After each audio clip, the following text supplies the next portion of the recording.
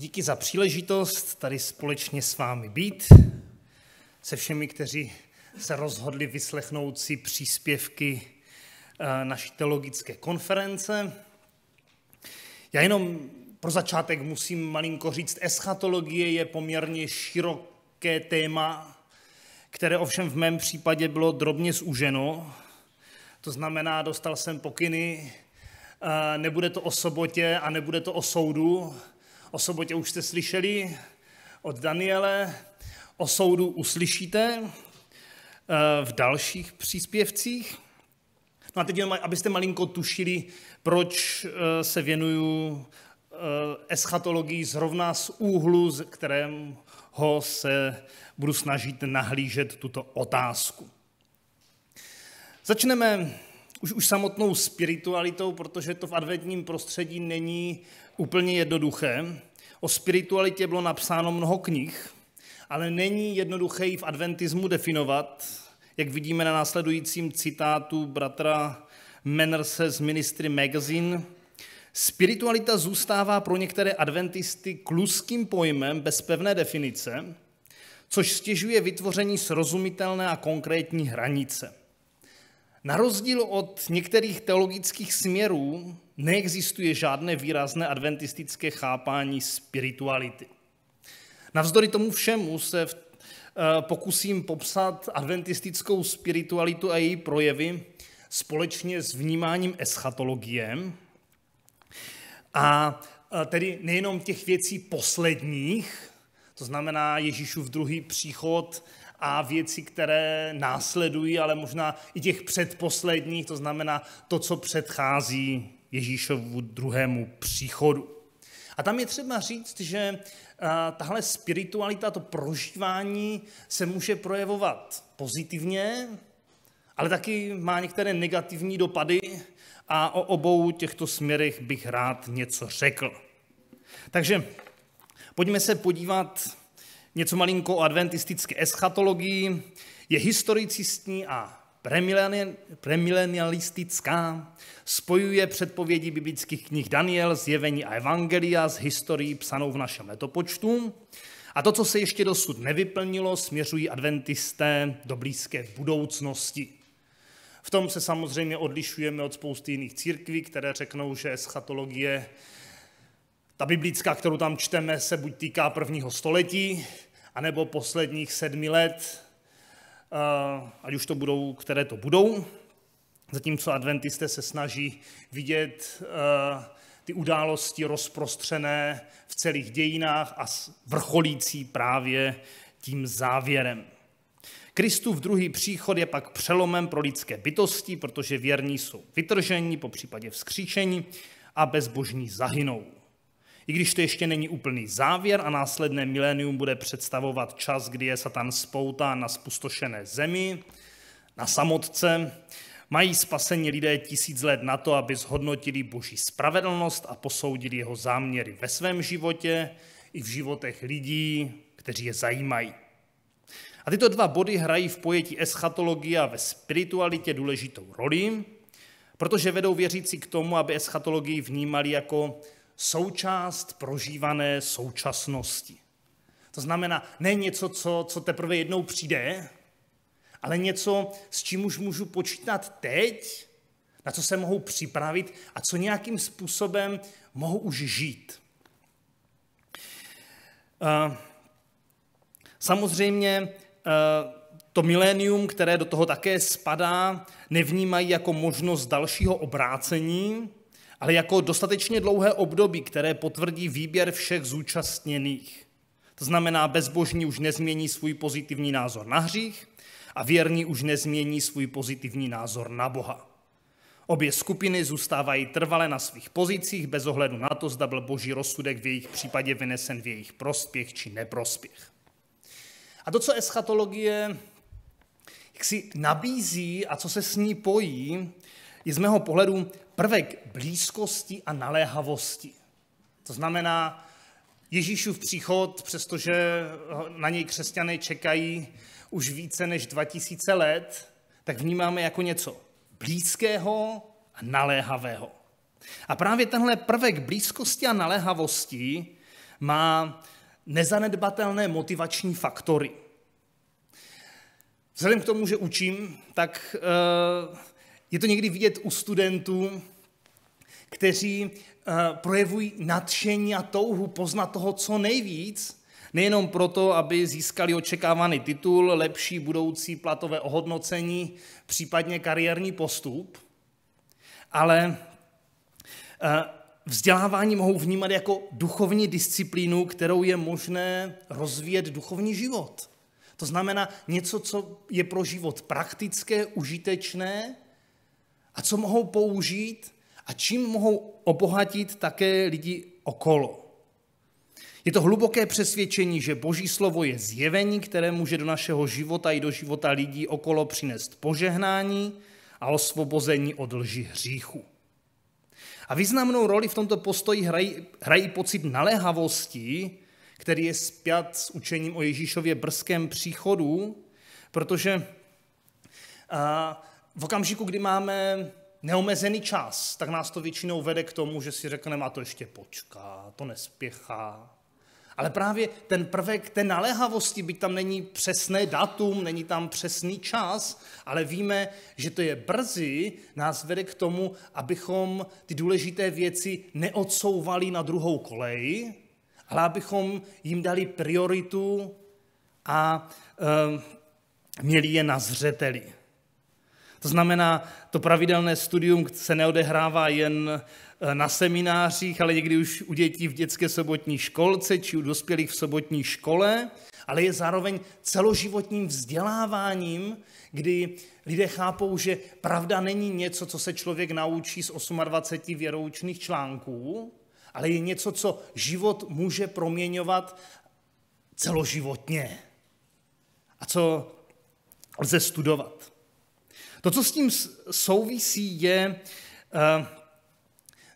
důraz, který to přináší. Samozřejmě nejspíš jste se setkali už s některými negativními důrazy té blízkosti a naléhavosti. Vzpomínám si, když u nás bratři opravovali modlitebnu a když nebyli úplně spokojení s výsledkem své práce, tak jeden říká, ale do příchodu to vydrží.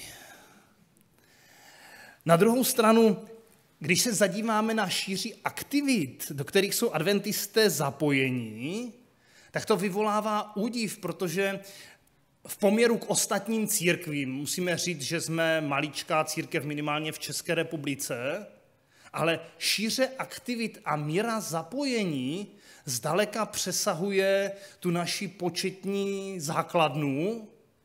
No a tady, když vezmu jen kaplanskou službu ve vězení, kde adventističtí kaplani jsou početně hned za katolickými. A když si vezmete, naše církev má 10 000, budu jako zaokrouhlovat, a katolická církev podle sčítání má minimálně 1 000 000, tak je to něco naprosto nesrovnatelného. A teď nemusím zdůrazňovat další odvětví, jako je ADRA, protože církve, které mají vlastní humanitární organizaci, tak nás rovněž početně mnohonásobně přesahují.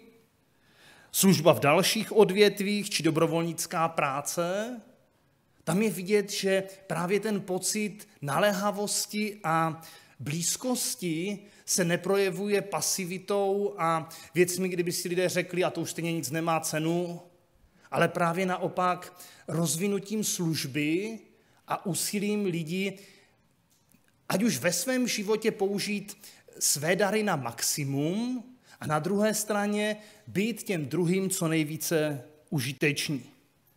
A tak právě vnímám eschatologii mezi adventisty ne jako prvek, který sám na sebe strhl veškerou pozornost, ale jako motivační faktor, který vede ty druhé k tomu, aby vyzkoušeli vše, co by mohlo lidem okolo pomoci poznat Krista a ulehčit jim jejich životní pouť. Ten další prvek, který tady mám, je ochota být jiný. To není něco úplně jednoduchého, protože obzvlášť dnešní doba jako preferuje ty, kteří jsou jiní. Na druhou stranu to jiný tady bude mít spíš malinko pejorativní nádech, protože nejste jako všichni ostatní.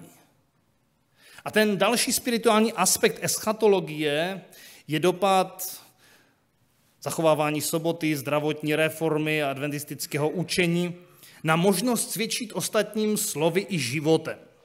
Jak to myslím? Je v podstatě nemožné s adventistou strávit týden, abyste si nevšimli celé řady věcí, které pro běžného člověka jsou zvláštní, divné, možná nepochopitelné, ale které mohou velmi snadno vést k duchovnímu rozhovoru a k dotazu, proč to prosím tě děláš, když to nikdo jiný nedělá. A to můžou být drobné věci, jako je například modlitba před jídlem, které si všimnou úplně nepravděpodobní lidé. Jenom řeknu malinkou zkušenost z vězení, my tam máme společnou jídelnu, a tak si říkám, když jsem kaplan, proč bych se já tady nemohl jako normálně pomodlit. Skloním hlavu, sepnu ruce a před jídlem poděkuji za to. A po 2 dnech ke mně přijde kolega a řekne, no jo, vy se modlíte před jídlem, ale tady je věřících mnohem víc. Jak to, že ti se nemodlí? Se zeptejte jich, proč se ptáte mě? Ale všimněte si, to jsou možná drobné věci, které jsou spojeny s tím eschatologickým přesvědčením a které vedou ty druhé, aby kladly otázky a přestože touhou každého člověka je v novém prostředí, pokud možno zapadnout, nebýt příliš nápadný, jak si splňovat ty kritéria normálnosti, tak právě vnímání těchto zásad a ve spojitosti s eschatologickým očekáváním právě tyhle drobnosti mohou být příležitosti, jak ostatním svědčit. Jak dát prostor k tomu rozhovoru, protože když je člověk konformní, tak v podstatě není o čem se bavit. Je normálně stejný jako všichni ostatní, ale v okamžiku, kdy nabízí jeho život prostor k tomu říci, to je zvláštní, jak on to dělá a proč to dělá, tak najednou to dává mnohem větší prostor pro svědectví. To znamená, nezáměrná jinakost, vycházející z poslušnosti Božího slova, je sama o sobě svědectvím o Boží moci. Každý příklon k dobru je zároveň usvědčujícím důkazem pro ty, kteří vědí, co je dobré a nečiní to. Každá správná duchovní praxe podporuje klima pokání tím, že nekajícím ukazuje, jak silná je Boží moc v přetváření povahy hříšníka. A každý, kdo zvítězí nad jakoukoliv zjevnou závislostí a obrovským svědectvím pro své okolí, které s podobnou závislostí zápasí. To znamená, každý krok poslušnosti vůči Kristu se pro ostatní stává světlem, které nelze přehlédnout. Na druhé straně máme i některé problematické prvky adventistické spirituality. Ne všechno, co se jí týká, je automaticky pozitivní. Negativním prvkem, který aspoň vnímám, je například, takhle jsem to definoval, prorocká předpojatost vůči katolické církvi. To znamená, tohle jsou věci, které tam máme, a i když nám její neblahá minulost spojená s pronásledováním jinověrců je známá, neopravňuje nás to dopředu ji odsuzovat za negativní věci, které se teprve stanou. To znamená, my máme proroctví o nedělním zákonu, pronásledování, zákaz nákupu a prodeje. To všechno jsou věci, kterým adventisté věří, ale nijak nás to neopravňuje, abychom s katolickou církví v těchto věcech jednali jako s tou, která už je vinná. Někdy tak vypadá, protože to přesvědčení o tom, že proroctví je pravdivé, může vést k tomu, že vezmeme jako skutečnost, no a z toho vyplývají také potom odsudky toho, co ještě sice nestačili udělat, ale k čemu bezesporu směřují. No a tady bych rád jenom poukázal na to, že zrada Jidáše i Petrovo zapření byly prorocky předpovězeny, ale nic nezměnili na Ježíšově přátelském a laskavém jednání s oběma učedníky. To znamená, taková ta prorocká předpojatost, my víme, jak to dopadne a pro jistotu vám to dáme v vozovkách sežrat dřív, než k tomu dojde, není moc rozumná, protože když bychom si vzali, jak by na nás působilo to, že jsme sice ještě něco neudělali, ale už nás za to berou jako vinné. To prorocké předporozumění je zde dáno právě proto, že Bible předpokládá všeobecnou snahu o sjednocení s tradiční největší křesťanskou denominací a upozorňuje na nebezpečné propojení víry a světské moci, ale ne všechno, co katolická, teď se to nevztahuje pouze na katolickou církev, ne všechno, co dělá, je automaticky špatné. A domnívám se, že bychom se neměli bát pochválit věci, které jsou podle Bible a které římskokatolická církev propaguje a praktikuje. Což zároveň nemusí vylučovat, že jiné věci správně nedělá. To znamená, když já pochválím některého svého studenta, že přeložil dobře větu z hebrejštiny, tak to neznamená, že je to genius na hebrejštinu, ale prostě tohle dělá dobře. A ta paušalizace pro jistotu říct, všechno je špatně, sice může vypadat bezpečně, ale minimálně z pohledu lidí zvenku vypadá docela neopodstatněně a nespravedlivě. Z toho například vyplývá neochota adventistů modlit se za ostatní církve, protože jsou vnímány jako Babylon, protože se v určité fázi svých dějin postavili proti biblickému poselství. Zajímavé je, že by nejspíš nikdo z adventistů nenamítal nic proti modlitbě za jinověrce. Tam jakoby se sem nikdy žádný problém nezaregistroval, ale přece jenom, kdybychom se modlili za ty církve, tak už by to naznačovali, že by mohli dělat něco dobře. A přestože vnímáme, že je velký rozdíl ve věrouce křesťanských církví ohledně věrnosti biblickému ideálu, nějak nám mohou všechny splynout do toho duchovního Babylonu, který je třeba opustit, a to konkurenční uvažování v termínech my a oni nám může nebezpečně zúžit tu naši perspektivu. To znamená, jestliže jsou zde křesťanské církve, které vedou lidi ke Kristu, byť nemají ty důrazy, jako máme my, tak je to přece dobrá zpráva, že lidé poznávají Krista, jdou za ním a pokud věříme v progresivní poznání, tak je velká pravděpodobnost, že všichni, kteří Krista upřímně a bezvýhradně následují, dojdou k hlubšímu a jasnějšímu poznání biblické pravdy. A to se může týkat jich i nás. A občas to vnímání naší církve jako poslední mohykáni, kteří to tady zachraňují, to znamená poslední mohykány božího lidu, nevnímám jako úplně opodstatněné, protože my máme velmi důležité poselství pro tenhle svět, ale rozhodně tu nejsme jediní, kteří pracují v božích službách. A v okamžiku, kdy se takhle začneme vnímat, tak se to projeví i na vztahu k těm ostatním, protože jestliže my jsme v božích službách a oni ne, tak je potom zřejmé, komu slouží. No a pokud máte kontakt s lidmi, kteří jsou upřímně věřící a patří do jiné církve, můžete s nimi hovořit, tak najednou zjistíte, jak potřebné je vnímání a respektování jejich přesvědčení a zároveň, jak hodně potřebují, a ty modlitby potřebujeme konec konců i my, abychom šli za tou boží pravdou a dovolili mu, aby nás proměňoval a posouval dál. To, co tady máme dál, je eschatologie jako vyvolání strachu i fascinace. Když se rozhlédneme po tradičně velkých církvích, možná s překvapením zjistíme, že eschatologie rozhodně nestojí v centru jejich pozornosti. Značný podíl na to mají historické události, kdy brzké očekávání Ježíšova příchodu lidi dovedlo do extrému a k jednání, které u ostatních vzbuzovalo odpor.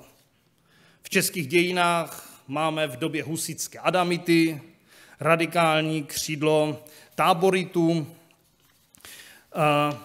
Máme v Německu novokřtěnecké boží království v Münsteru, které bylo založeno na chiliastických očekáváních, ale ani Hitlerův plán na založení tisícileté říše, který se minimálně názvem inspiroval u biblického tisíciletí, nebyl úspěšný. Není tedy divu, že téměř nikdo netouží potom, aby byl zařazen do skupiny těchto extremistů. A to je jeden z důvodů, proč otázka eschatologie zůstává spíše okrajovou. Tím dalším důvodem je strach z témat, jako je soud, trest pro bezbožné, katastrofické události před Ježíšovým druhým příchodem. A tyto témata některým věřícím úplně nezapadají do učení o boží lásce a vnímají jako odstrašující.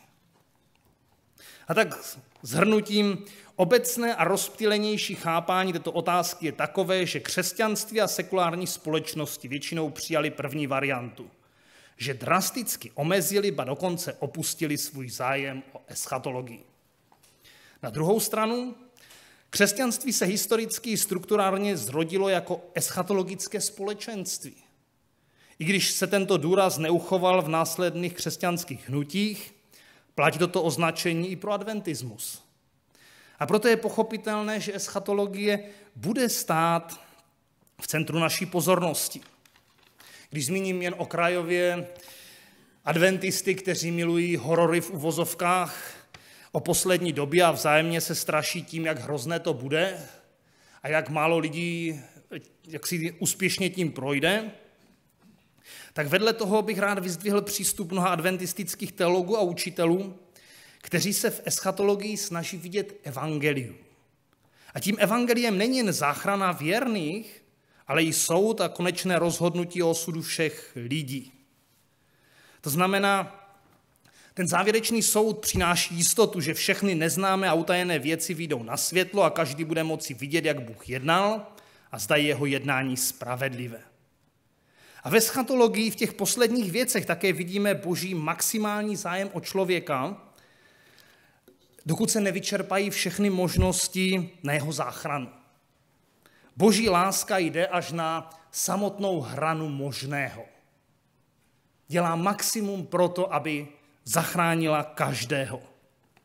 A to můžeme vidět, že na tu hranu toho možného je něco, co občas vyvolává krize. A vidíme to, když Bůh vyvádí Izraelity z egyptského otroctví, tak to nejde úplně hladce. Ale je to krize, která přináší něco úžasného. A tahle láska nás nemusí děsit, ale může nás motivovat v našem misijním úsilí, abychom se nevzdávali o úsilí o záchranu ostatních příliš snadno. A v našem osobním životě nás může povzbudit, abychom krize spojené s událostmi konce nevnímali jen jako problém, ale také jako intenzivní příležitost pro všechny, aby zhodnotili svá rozhodnutí o duchovním nasměrování.